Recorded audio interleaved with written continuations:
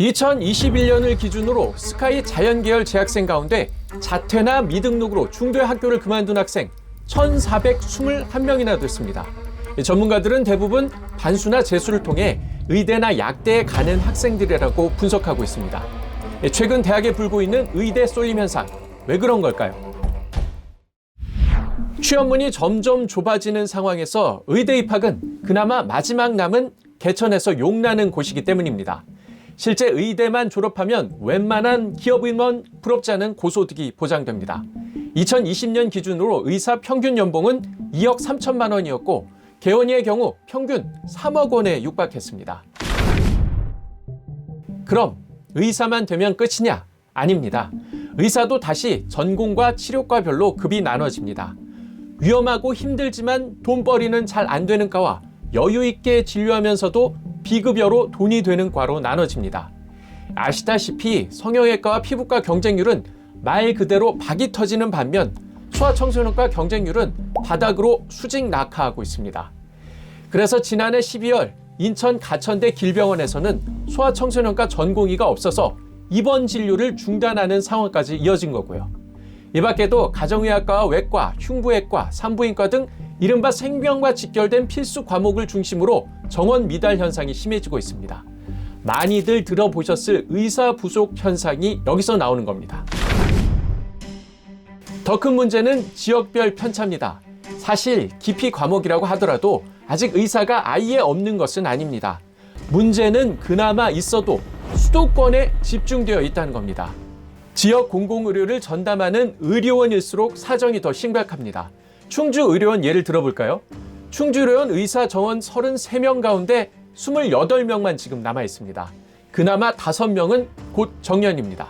지금 영상의학과가 없어서 만약에 뇌혈관 쪽에 문제가 있는 분이 오시면 뇌혈관 조영술이 안 됩니다. 건강검진을 하잖아요. 근데 환자분들이 오시면 내시경을 할 수가 없어요. 이렇게 의사가 없다 보니 수술을 받기 위해서는 큰 도시로 원정에 나서야 합니다. 긴급하게 수술이 필요한 위급한 상황에서는 시간을 단축하는 게 무척이나 중요하죠. 원정 의료에서는 이 골든타임을 놓치기 십상입니다. 이러다 보니 제때 치료를 받으면 숨지지 않았을 치료 가능 사망률은 서울과 지역 사이에 격차가 큽니다. 돈이 되고 사람들이 몰리는 곳에서만 병원들이 쏠리다 보니 정작 진료를 필요하는 사람들이 제때 진료를 못 받는 거죠. 의사 수 부족도 한몫하고 있습니다. 우리나라에서 환자를 직접 진료하는 의사는 인구 1000명당 2.5명입니다. OECD 국가 가운데 우리나라보다 의사 수가 적은 곳 멕시코 한 곳밖에 없습니다. 정부는 이런 문제를 해결하기 위해 의사 수를 늘리면서 공공의료와 지역의료를 활성화하기 위한 해법으로 공공의대를 꼽고 있습니다. 현재 의대 입학 정원은 3,058명인데 이 정원은 2006년부터 18년째 변하고 있지 않거든요. 정부는 공공의대를 만들어 정원을 늘리면서 지역에서 일할 의사를 미리 정하는 방식을 추진하고 있습니다. 전액 장학금을 주는 대신 10년 동안은 특정 지역에서 일하는 방식입니다. 시민단체에서도 비슷한 목소리가 나오고 있죠. 경실련에서는 인천과 전남, 경북 등 의료 취약 지역에 공공의대를 새로 지어야 한다고 촉구하고 있습니다. 다만 방향은 맞지만 의무적으로 근무하는 것만으로는 부족합니다. 의사를 늘려도 의무 기간이 끝나면 결국 수도권에 있는 비급여, 피부과와 성형외과로 쏠리는 것을 막을 수 없기 때문이죠.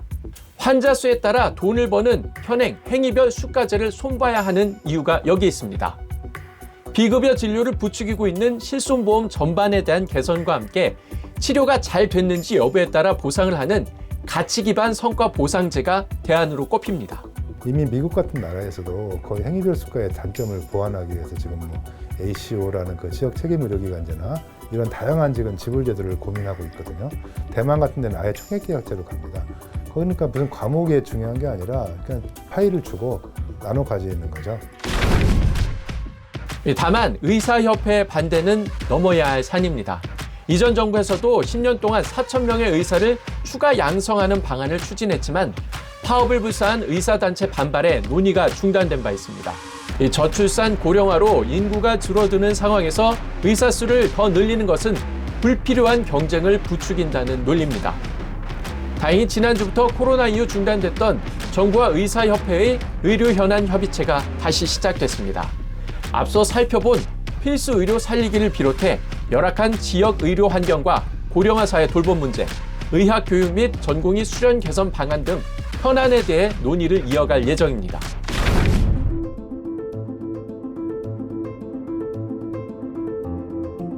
먹고 사는 문제만큼 중요한 의료 문제는 지역 소멸과 저출산 고령화 문제와도 연계가 되어 있습니다.